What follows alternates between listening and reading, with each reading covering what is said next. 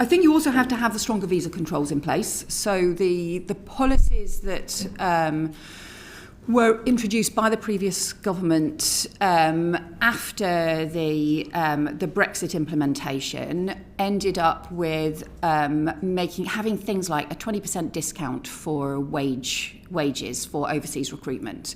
I just think that was completely the wrong approach. It actually encouraged undercutting. It was a sort of an incentive for overseas recruitment rather than an incentive to recruit or train in the UK.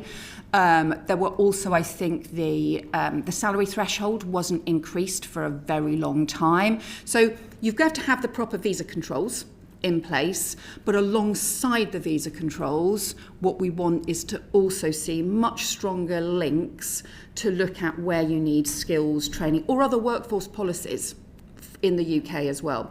I give you another one of the things that we've done is to ask the Migration Advisory Committee to look particularly at IT and engineering, because those are sectors where we know there's been high levels of recruitment from abroad, and actually look in much more detail at why have there been such high levels of recruitment from overseas and what more could be done swiftly to actually address some of those issues in the UK.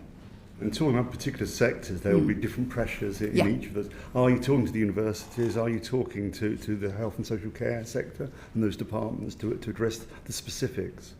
So our plan is to publish a white paper in the new year that will set out how we bring net migration down, and will set out much more detail about how we want the new system to work, about how you link, how you just have a much more coherent approach to the labour market, how you link the work of the Migration Advisory Committee with those other organisations as well. So that does need to then link into other organisations through from universities, training bodies and so on, and also recognise particular sectors. So on the social care sector, for example, we need a proper workforce strategy for social care. We've talked about having fair pay agreements, for example, in place for social care as well. So you have a proper medium-term strategy for sectors instead of what to me all just felt like what we ended up with was almost a sort of free market approach to the labour market and to migration, which is effectively a free-for-all for employers to be able to just recruit from wherever they wanted to. And especially when you'd got some of those discounts, especially when it was too easy for the exploitation to take place, then too often what you got was employers recruiting from overseas, when actually what we should have had was much more of a workforce strategy here in the UK.